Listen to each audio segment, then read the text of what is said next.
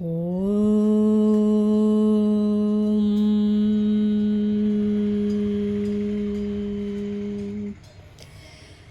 जायते म्रियते वा कदाचिन्नायं भूत्वा भविता वा न भूयः अजो नित्यः शाश्वतोऽयं पुराणो न हन्यते हन्यमाने शरीरे।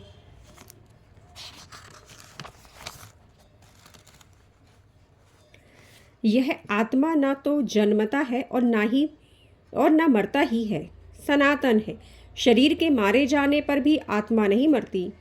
वेदा विनाशिनं नित्यं येनमजमव्ययं कथं स पुरुषः पार्थं किं कम घातयति हन्तिकम्।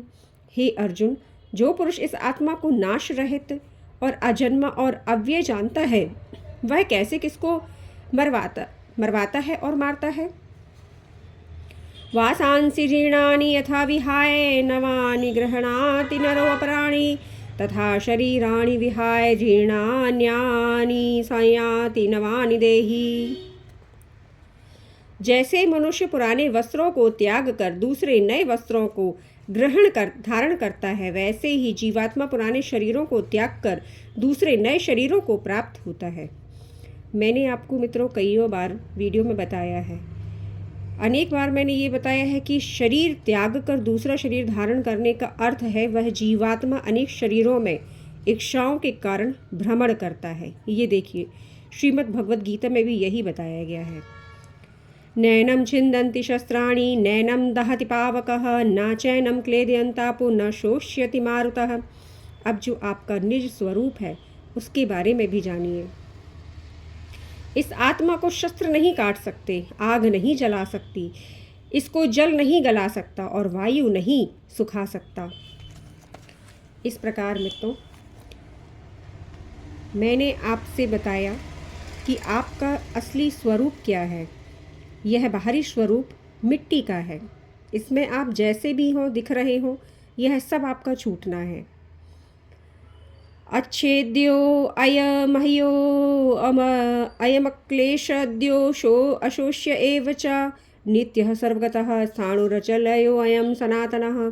क्योंकि यह आत्मा काटने जलाने भिगोने अथवा सुखाने योग्य नहीं। देखा मित्रों आपने, क्योंकि यह आत्मा काटने जलाने भिगोने अथवा सुखाने योग्य नहीं, अर्थात इस शरीर के साथ जो भी होता है वह हमारे साथ नहीं होता। जो हमारा निज स्वरूप है, चेतना को उसी ओर मोड़ना होता है, यही अध्यात्म है। यह तो नित्य सर्वव्यापी अचल यानी जो चलता फिरता ना हो, इस देह के द्वारा ही वह नहीं चल रहा, पर देह ही उसे इधर ले जा रहा है। स्थिर रहने वाला और सनातन है। अव्यक्तो अयम चिन्तयो अयम विकार्यो अयमुच्यते तस्मादेवं विदित्वैनं नानुशोचितुमर्हसि। यह आत्मा ना तो इंद्रियों द्वारा देखा जा सकता है और ना ही चिंतन द्वारा। यह विकार से रहित है। अतः इस आत्मा को उपर्युक्त प्रकार से जानकर तुझे शोक करना उचित नहीं। अब यहाँ पर मित्रों आप स्वयं ही देखिए, यह आत्मा ना तो इंद्रियों द्वारा देखा जा सकता है, अर्थात जो आपको बाहरी नेत्र मिले हुए हैं उसके द्वारा आप उन्हें देख नहीं सकते, और ना ही चिंतन द्वारा, अर्थात अगर आप पढ़ कर ये सोच रहे हैं कि आप चिंतन के द्वारा स्वयं को देख लेंगे तो वह भी नहीं होगा, क्योंकि यह विकार से रहित है। शरीर विकारी कहलाता है।